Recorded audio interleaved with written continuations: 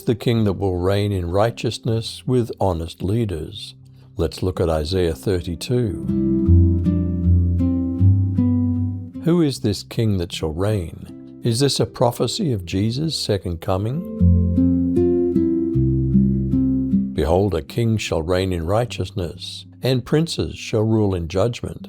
And a man shall be as a hiding place from the wind, and a covert from the tempest, as rivers of water in a dry place, as the shadow of a great rock in a weary land.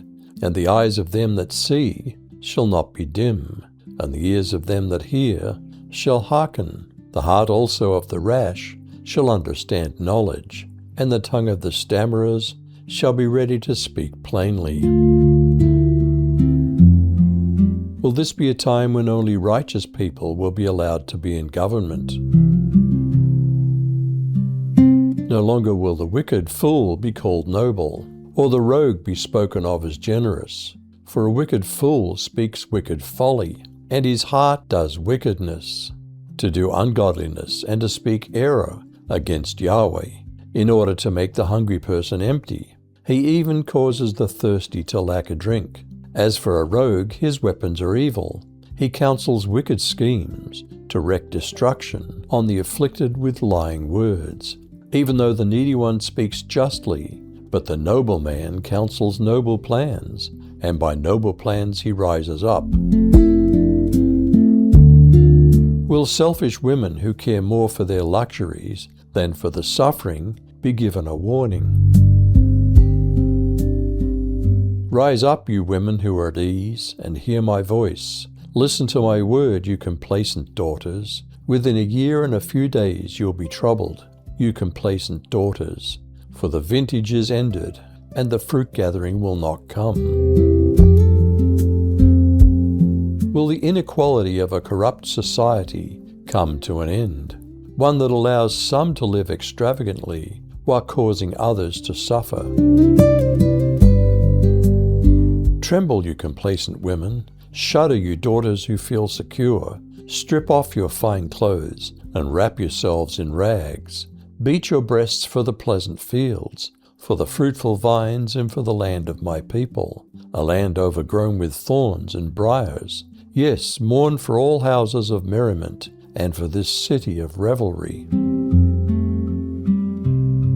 Will the exclusive housing of the selfish rich be abandoned until the Spirit of God has been poured out? Will Israel's brown lands turn green? Because the palaces will be forsaken, the bustling city will be deserted. The forts and towers will become lairs forever, a joy of wild donkeys, a pasture of flocks, until the Spirit is poured upon us from on high, and the wilderness becomes a fruitful field, and the fruitful field is counted as a forest. Will Israel finally become a place of justice and righteousness? Will bounteous crops grow in a land where once desert dominated? Justice will rule in the wilderness, and righteousness in the fertile field. And this righteousness will bring peace. Yes, it'll bring quietness and confidence forever. My people will live in safety, quietly at home. They'll be at rest. Even if the forest should be destroyed and the city torn down, the Lord will greatly bless his people. Wherever they plant seed, bountiful crops will spring up. Their cattle and donkeys will graze freely. Was the Spirit being poured out experienced in its initial fulfillment on Pentecost?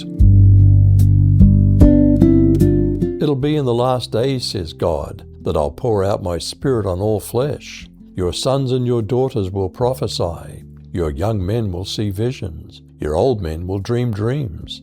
Yes, and on my servants and on my handmaidens in those days I'll pour out my Spirit, and they'll prophesy.